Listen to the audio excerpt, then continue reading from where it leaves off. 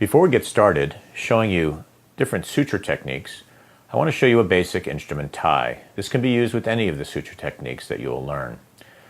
Once a suture is placed, you'll have a short end and then a longer loop end.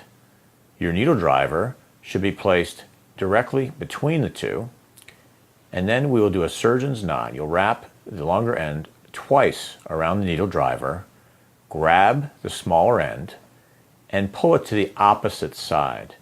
And what will happen when you pull it to the opposite side, it will square the knot. And you can see how square the knot sits down.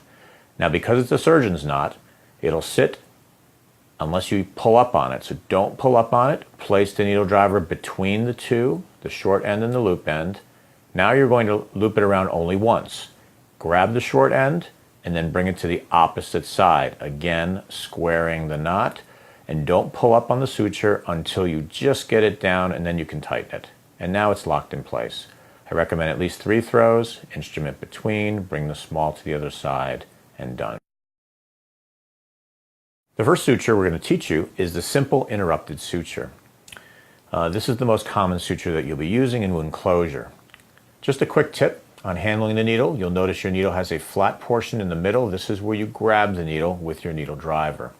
You don't want to grab it at the end where the suture comes in or the swedge, because it's round and you'll be unstable. Never grab the needle at the tip because you'll dull it.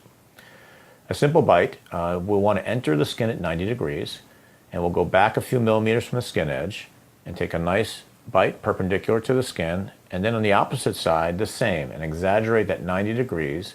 If you take it at 90 degrees, the skin edges will then evert and come together nicely. Here we'll set up a instrument tie, and you can see here again we do 3 throws for nylon, and we'll go ahead and clip this. Next is a simple buried suture. This will be the main suture you'll use when putting some deeper sutures in before putting your skin suture in. It's important to bury a suture that we start deep and go superficial and end up in the dermis without buttonholing the skin. And then on the opposite side, we're going to do the opposite. We're going to go superficial and then deep. And if you want your knot to bury, it's important that both ends are on the same side of the loop. And you see here's my loop, and here's the suture coming out from the same side. And as we tie this down, we'll do an instrument tie, but we'll pull it along the length of the wound, and that'll help the skin edges to come together. And we'll do a nice instrument tie. And what this does is it takes the tension off the skin so that when you go to do your skin closure, you really can work on approximation. You can see here that helps hold that together. Let's go. Next is the vertical mattress suture.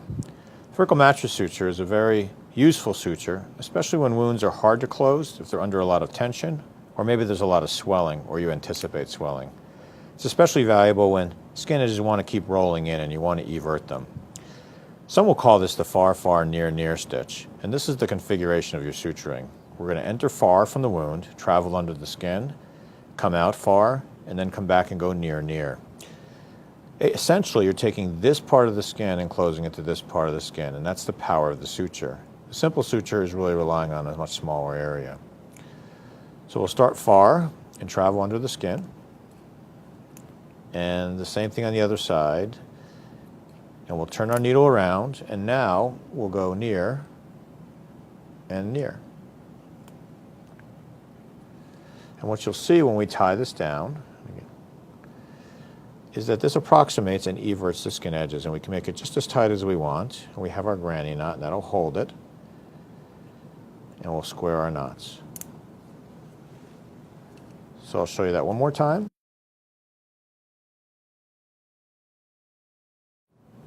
Our next suture is the horizontal mattress suture. Its configuration is horizontal as opposed to our vertical mattress. You can think of this as 2 simple sutures. So in some essence, it's a simple suture, it just saves you some time. It's important here that you stay close to the skin edge and that you're the same distance on both sides. You'll take your bite on one side and then the other side. And then you'll turn it around and you'll go back so you end up on the same side. And there you can see our mattress. The advantage of this is speed compared to doing simple suture. It doesn't evert as effectively sometimes as a vertical mattress. Here you see the way I've placed it, it's everting nicely. So that's one example of a horizontal technique.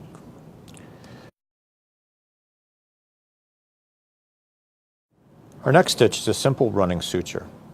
This will be the most common suture you'll use to close incisions. It's a simple suture, so again 90 degrees and 90 degrees, same bites on both sides. And you'll start with an instrument tie and try to save length on your suture here. You also want to measure the length of your wound and make sure you're not working with such a long suture that it becomes unruly. You'll advance on the wound in symmetric fashion. Again, trying to take 90-degree bites each time. Try to move along at the same pace and same amount each time, almost mimicking a sewing machine.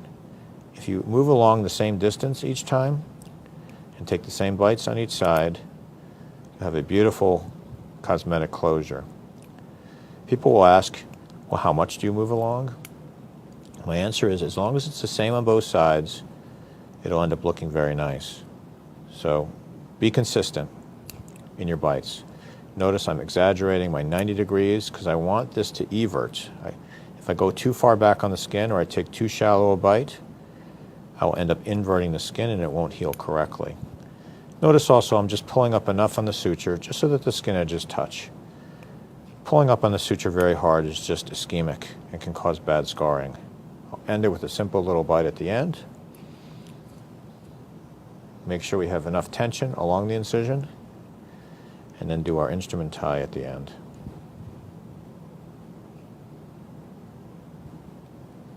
And this is a simple running closure.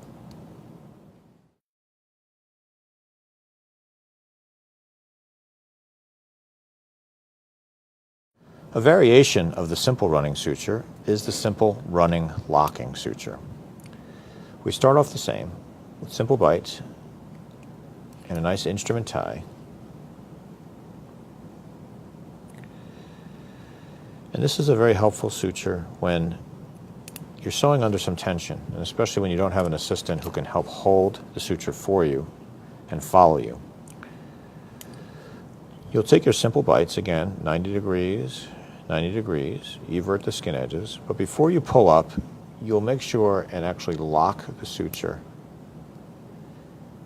And take your simple bite, and again, before pulling up the last little bit, you'll lock your suture.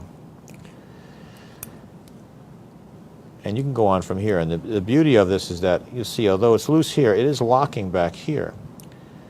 And so when you're under a lot of tension, especially, it'll hold for itself. Now sometimes I'll do a running stitch, and I don't plan on doing a running locking, but at some point in the middle of the suture it starts loosening on me, and then you can just throw in one of these locking sutures. Always keep it nice and tight.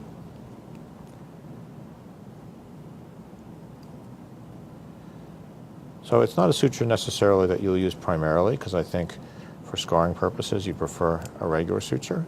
And I will say also, as you become more and more expert at suturing, you'll be able to control your simple suture much better, each time locking the suture.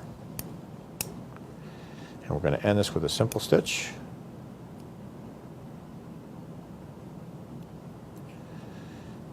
And again, when we tie this, we want to make sure we have good tension on the rest of the suture.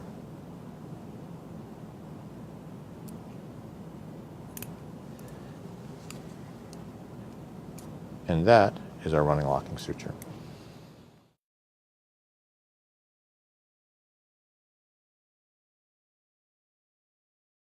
Our next stitch is a running subcuticular suture. Out of all the sutures we're teaching you, this is probably the hardest to master. This is probably for the most cosmetic closure, as they're running within the dermis deeply, so there's no sutures on the outside at all. So you won't see any of the railroad tracking that you would see from any of the other outside sutures. This is an absorbable suture, and we will start by burying the knot. So I'll go deep in the corner, away from the skin, maybe just the very deepest part of the dermis. And we'll do our instrument tie, and this allows the knot to be buried so we can suture over it. This is important because we don't want knots coming up to the skin. They can stick out. It's called spitting. And patients do not like it when the knots spit. Now the knot is deep, so we're going to go deep and then we're going to come superficial, and that brings us right up to the corner. And this is where we're going to start our subcuticular run. When you start or get close to a corner, definitely recommend smaller bites to start. See, I'm just within the dermis, a horizontal bite. I'll need to advance a little bit on the other side and take another small bite, again stay well within the dermis. Now with this stitch, I'm always asked is how much do you advance each time? What I like to do is just see here with my suture where the next bite should be, and that's where I'm going to put it. So in some sense it depends on how much tension there is. On this wound, there's not a lot of tension. Now we're going to start to take regular bites on each side. I'm trying to take the same depth and the same amount of tissue each time. As we begin to advance, keep pulling everything up and keeping tension.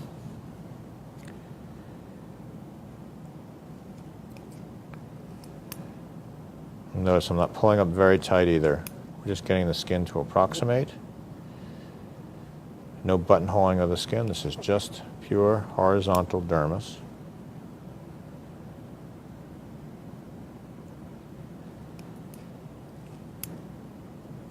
Wants to come right there.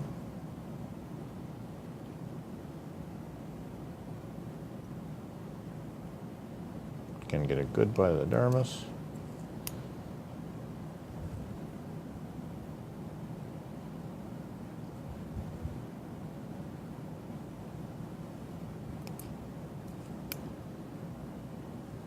Wants to come right there.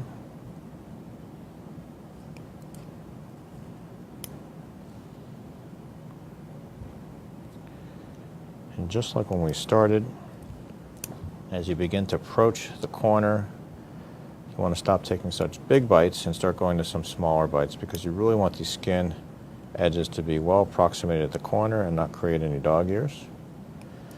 We also want to bury our knot. So if we're going to bury our knot, we have to start thinking about now about getting deep with both of the two ends that are going to get tied. So at this point here, I'm superficial, and I'm going to go superficial on this side and then head deep. That'll get me down to sort of where we started, down deep. And I'm going to take one more bite that's deep. And I'm going to tie that. And that'll help to bury the knot.